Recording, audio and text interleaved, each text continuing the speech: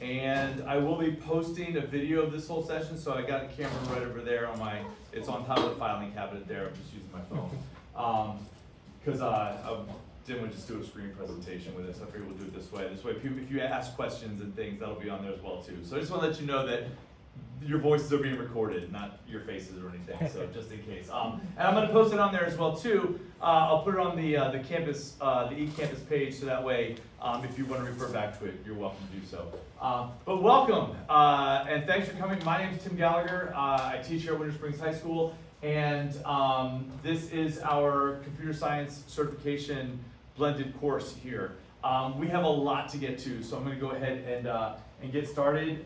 And I gave printouts of both my PowerPoint slides, so feel free to follow along. They're also posted on our eCampus module. I sent out eCampus invites today, so if you haven't seen it, you'll see it eventually. But all the stuff that I have will be on there. All the samples and examples that I use, everything is on there as well too. We'll talk about how this goes. So, kind of an itinerary for what we're going to do here is kind of a welcome, some introductions. We'll talk about why we're here, why are we doing this, and what's the point, what's the benefit, what are you all going to get out of it. I want to start with an exam overview and talk about the exam specifically, because that's the primary reason that we're here. But then we'll talk about what we're going to do in this course. We'll talk about study.com and some other things. And then we're going to get right into our first module. And there's 5 modules that we take that we're going to do over the course of these 6 in-person sessions. It is a blended type of PD, so there's going to be some stuff that you do at home as well as what we do here. I'm going to throw a lot of information at you. It's definitely things you're going to want to do at home and review as well, and things like that. So let's start with introductions. Some stuff about me. I'm not going to read all that to you, but University of Miami, any Hurricane fans here? No? Nothing? A little bit. Never goes well at open house either. Anyway, this is my 26th year here at Winter Springs High School, started the AP Computer Science program, and I currently teach AP Computer Science A and our IB Computer Science course that we started this year as well. I do a lot of work for the College Board at the national level and workshops and things like that. But also of note on the bottom is that we started getting grants from the county back in 2020 to start training people in computer science and to get them certified in computer science, because we need more computer science teachers. And we'll talk a little bit about that. But if you could, really quickly, if you could take your phone out or some other device, and if you could just QR code, there's just a really quick Google form, your name, and just some information about you and things like that, and see where we are experience level here. I'm sure we've got a wide range of experience. Some people have not done anything with a computer other than know how to turn it on. But we also have, I'm sure, people that have been teaching computer science for a number of years. So, does that work? The QR code working or? Okay, gotcha. While we're doing this, while we're filling this out, if I could just go around the room quickly and just try to put, I apologize, I'm terrible with names. I was telling my students I'm the last teacher to learn your name, so I apologize. But if we just go around quickly, just name, what school you're from, and then that's it. Any other information you need me to know, if you can go ahead and put it in the Google form there, that'd be great. And I will start over here and go around the room. So we'll start over here. Hi. Oh, my name is Sandra Thresher. I'm over at Tuscaloosa Middle School. Great. I'm Tyler Kutcher. I'm over at Lake Howell High School. I'm Morales. I'm over there by Tig Middle School. Cool. Hi. Stephanie Williams at Lake Marion High School. Great. Nicole Spain, Seminole County Virtual School. Todd Farmer, Seminole Virtual. Joanna Marino, but I go by Joe, also Seminole County Virtual. Sharon Swin, Lake Mary High School, Go Rams. Oh, there's very people here. Alex Garrison, Winter Springs High School. John White Virtual School. Leslie Schmidt, Winter Springs High. Amanda Big High, Tigers High School. Jenny Williams, Winter Springs High School. Cool. Appreciate that. Thank you. And again, I'll be asking a million times as I try to get that. If you just go ahead and finish doing that, and then we'll go from there.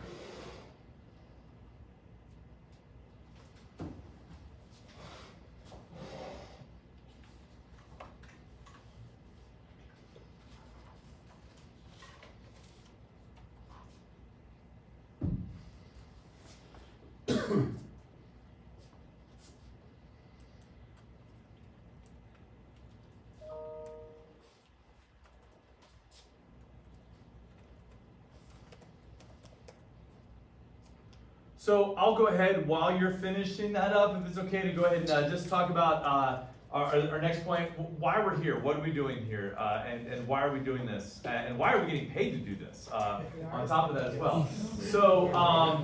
So the state of Florida decided that, yeah, we need more teachers teaching computer science.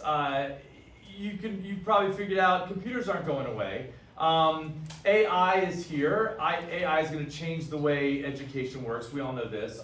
If you don't think that students are going to be having courses in how to use AI and how to just understand programs and computers more, then your head's in the sand, right? So I mean, there's going to be more and more need for technically proficient teachers as we move forward. There's not a lot of teachers that are certified in computer science. And computer science, not just being the idea of how to use a computer, but also how to write programs, how the computer works, understanding how that thinks, and being able to understand algorithms and program development, things like that, really just help in any area of technology, computer science as well too. So this is a blending learning course I mentioned to get us ready for the exam. There is a stipend here. I'll get to the details, but it's up to $500 and PD points just for the blended course itself. That's in fact 30 points, and I'll go over the breakdown with that. Also, this is a state of Florida thing. If when you're going to renew your certificate, if you pass a subject area exam, that qualifies as 60 PD points as well. So on top of the 30, passing another subject area exam like computer science gets you another 60 points. So of the 120 that you need, you can knock out 90 in the next few months. And whether or not you pass the exam, you still get the 30 points in the stipend for this. So that's not tied. There's no. However, I hope a lot of you go for that extra and get the certification as well too, because again, we need teachers here. And then once certified, what are you going to do with this? Well, you can bring computer science into your own classroom, whether you're at the elementary school level or middle or high school.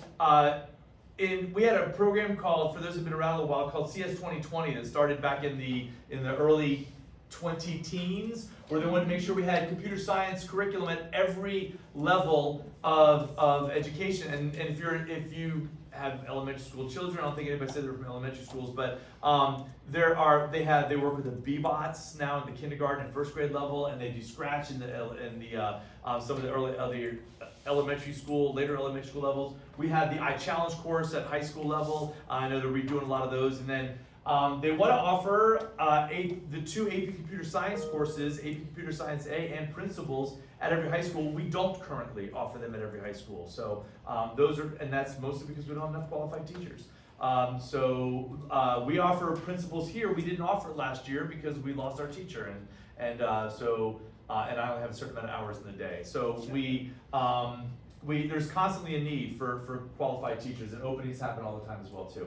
And even if you don't want to teach those particular courses, just adding those extra elements into about programming or doing different things is huge also, and just having that knowledge and passing it on to your students is a big deal. So that's what, and there's lots of other things we can talk about later about what you can do with the certification once you're done. This is a slide right from the county that Kristen Brilliant sent, joined me to make sure that you all saw. This is the breakdown of how the points work. There are 6 face-to-face sessions, hour and a half each, 1.5, so it's 9 points for attending the sessions in person. There are 5 modules to complete, 4 points, meaning approximately 4 hours of out-of-session time per module to be working on that, and we'll talk about how we'll track all that and everything. And then we just rounded up to 30, so we'll put another little test review up there. So there's 30 points that you can earn for attending these sessions and completing the modules as well. I'll show you how we'll keep track of that as we go on too. But before then, up to $500, and that's $500 meaning if you would finish all 30 hours. If you don't complete a couple modules or don't attend the certain sessions, they're gonna prorate things from there. But I don't know how they're gonna get the percentages and break it down. But attending everything and completing all the modules, 30 points, $500, and you're ready to get certified to teach computer science. It's a win-win for everybody. So, yes? And then they'll be providing the vouchers to take this? Yes, oh, and also on there too, and I mentioned that somewhere else, not here, but yes, you also get a voucher to sit for the certification exam, which I believe is like, May. yeah, starting in May. I'm trying to think how much it is. It's like probably around $400 or $500. I just looked up, yeah, it's a couple $100, and they are providing vouchers for that as well Okay. too. And they would like you to take that in May, once we are done with ours. So our last session is, I think, first week in May. I have the dates up here. And then the idea is to schedule that and take care of that. We'll talk more about test prep as we go along and what that's like. If you haven't done a certification exam in the past 5 or 6 years, it's really weird now. You have to go like, you can't take anything with you. You got to go to like this like sanitized room and with like a whiteboard only, no scratch paper. It's odd. Anyway, so, but we'll talk about, they also do give vouchers for the exam as well too. So I want to go ahead and jump right into what's on the exam. So yes, we want to make sure that we're competent and capable teachers, which we all are, and we're going to talk about pedagogy and computer science and things like that and learning the subject. And we know the number one rule is never just teach to the test. We're going to be doing a lot of teaching to the test. We're going to do some other stuff as well and make sure that we have a good foundation. But before we do that, I wanted to go ahead and talk about the test because that's really the point of us being here. And just to really kind of show you how involved it is. It's very involved, and why we're doing what we're doing to get ready for the test and why it's structured the way we have it structured here. The test itself is approximately 80 multiple choice questions. It varies. It comes from a bank. It's not the same test every single time. It varies by a question or two based on some algorithm I'm sure they've come up with. You get 2.5 hours. You won't need 2.5 hours, but that's how long you get to complete the test. It covers 7 competency areas that we're talking about. There are a lot of programming-based questions. In fact, every teacher that I know that's taken it, and I agree with them as I've taken it twice, has come out and go, oh my gosh, I can't believe how many programming-based questions there were.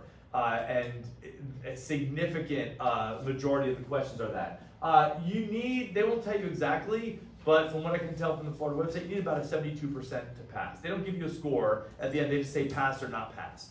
About 72% gives you a passing score. Just pass all the programming questions. Yeah, right, if you do that and a little bit more, then you should be good. So these are the 7 competencies. All this information is right off the Florida website. And it says, knowledge of computational thinking and problem solving, knowledge of data types, knowledge of programming logic, programming languages, and then hardware, software, networking, historical and social issues, and then pedagogy. But if you look at this, and it looks like, oh, they're all 7 kind of well distributed, these 4 right here make up 70%. And all 4 of those deal with programming logic, programming language, data structures, data types, computational thinking. That's all programming based.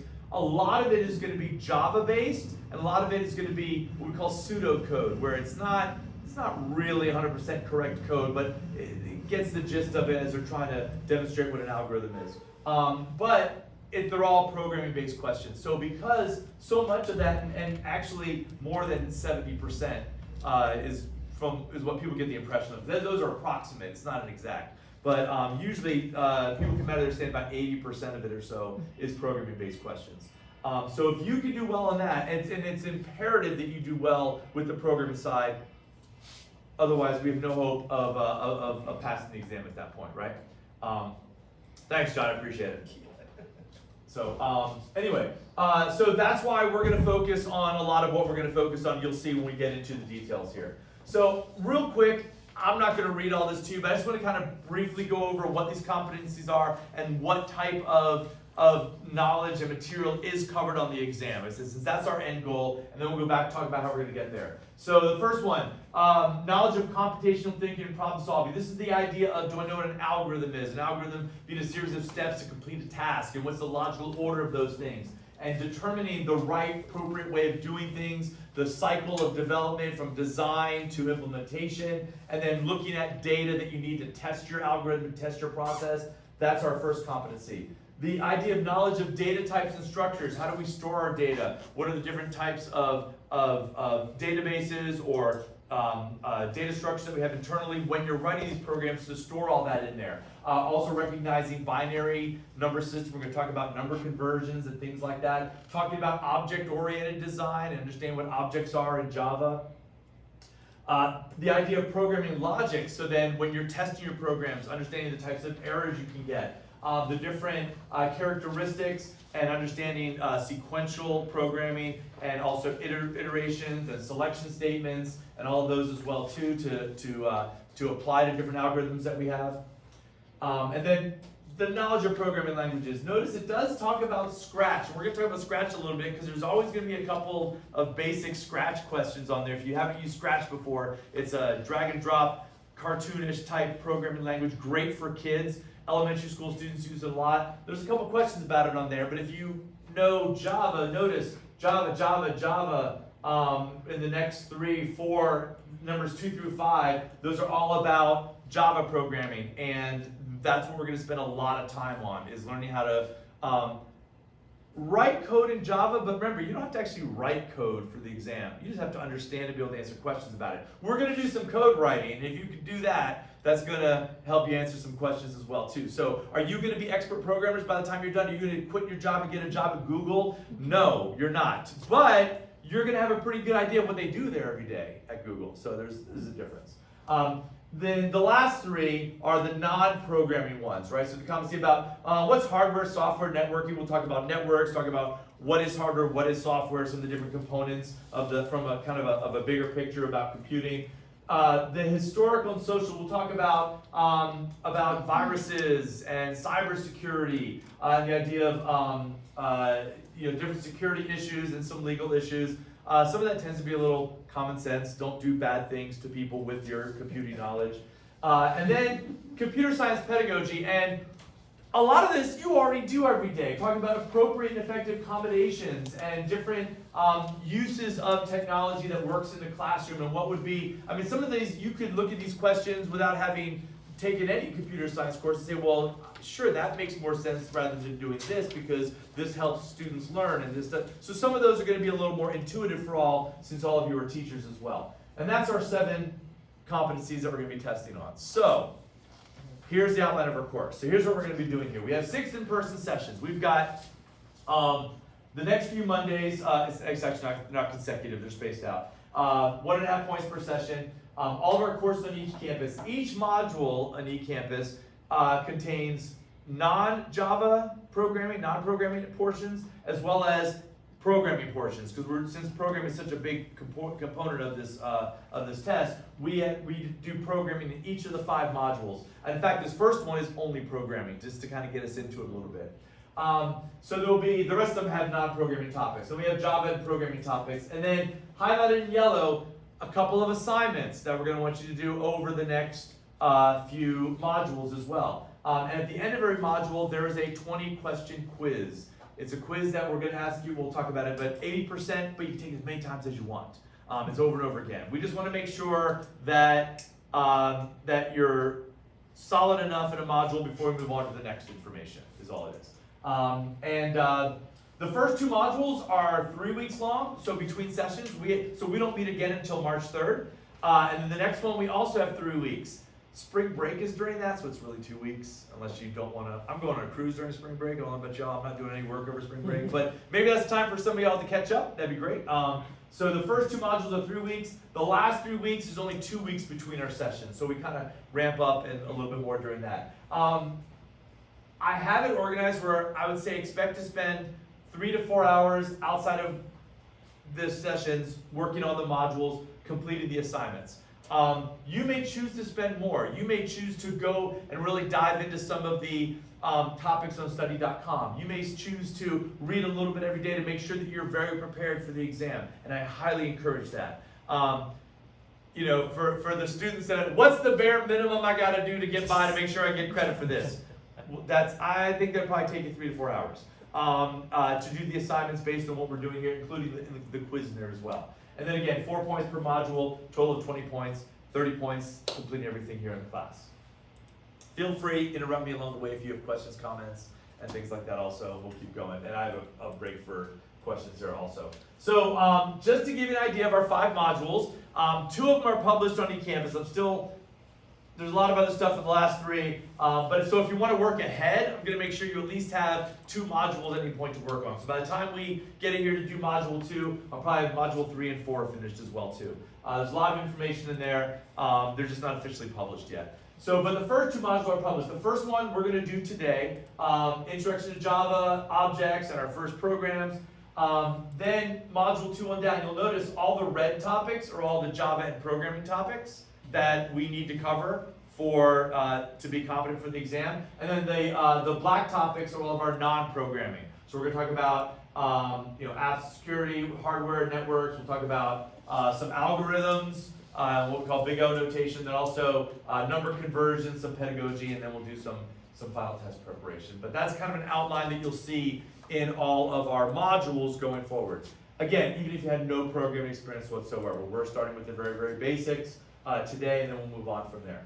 So our sessions, here's the dates for them. So again, this is the 10th, next one's going to be on the 3rd, 3 weeks later on the 24th, and then every 2 weeks after that till we finish. What I kind of want to do, the structure for this is, today we're starting with the welcome, and then I'm going to take like the last hour and go over module 1 and give you a whole bunch of information that will enable you to complete the assignments and dive into all the topics that we're talking about. And then every session after that, I want to come back and then take the first half hour and review, answer any questions, maybe go over some coding. Now that you had a chance to dive in and do everything, maybe, hey, I took the test, those last 2 questions were ridiculous. What are the answers for those? We'll go over all that. We'll spend the first part of each session reviewing the previous module, and then we'll spend the rest of the session going over all the next module, looking at all the new information and introducing that. And again, I'm going to record these, so if you decide to go home and you don't touch this for a week, and then you're like, and then you open it up and you have no idea what any of it means, you can go back and watch this and sit through it again. And if you get insomnia, you can watch it and put you to sleep and things like that as well. Yeah? We already know some of the days that we're not going to be able to. Do we just let you know? So if you don't come, I don't know if I can give you points for that. However, the modules will be on. I just have to record your attendance every time. So they may not give you points for attending here, but I will have the video up as well too. And then you do the modules. So that's where they're doing like the partial and things like that too. For a lot of these, they want to make sure that you're present in order to earn the points for that, and then but the at-home work, which is 4 hours, you can do that as well too. Yeah, because I'm on the same boat with you. That March 24th, I'm on vacation too. Sure, I hear you. So, and that's the first Monday after we get back from spring break. I'm still on good. I hear you. Don't blame you. Sometimes we need that extra weekend. I'm right with you there. All right, good with our schedule? Yep. Cool. So let's move on. So now, couple of things that we're going to do with some of our resources. There's this online, it's basically an online textbook.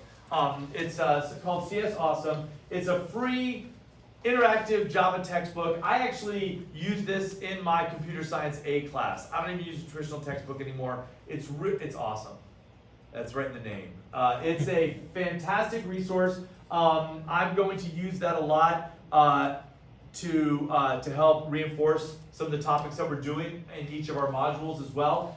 You can create an account there. There's I have the link, and we'll get to that one in the first module when we first go there.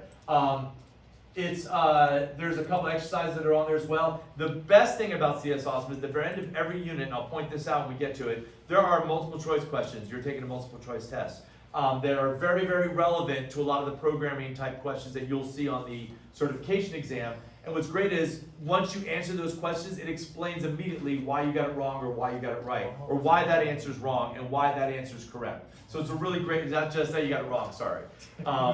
The quizzes I put together in eCampus, there's no explanation for them. I just say right or wrong. We'll go over that in person, but the CS Awesome ones do. Some other resources that you'll also have. Study.com, and I know they sent out an email saying that you will have accounts for this, and if you've ever used it before, it's a wide-ranging tool of thousands of different subjects. They actually have a course in there for the FTCE Computer Science K12 exam. I'm going to point out certain things in there that I think it's pretty rich in, like when we talk about cybersecurity.